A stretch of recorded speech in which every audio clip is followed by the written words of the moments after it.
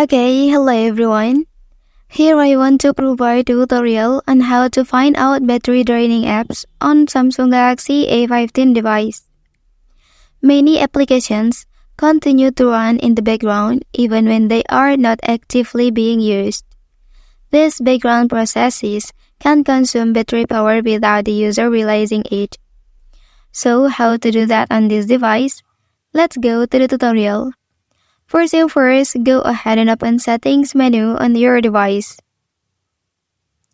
Okay, after that, here you can scroll down. And then, please select Battery and Device Care option. And then, in this page, you can select Battery menu. Okay, after that, to find out the apps with the most battery usage, you can tap on it like this. And then, here will appear the battery draining apps on your device.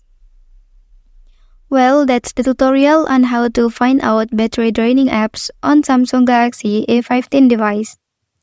If you are helped by this video, don't forget to like and subscribe to get other information from this channel. Thank you.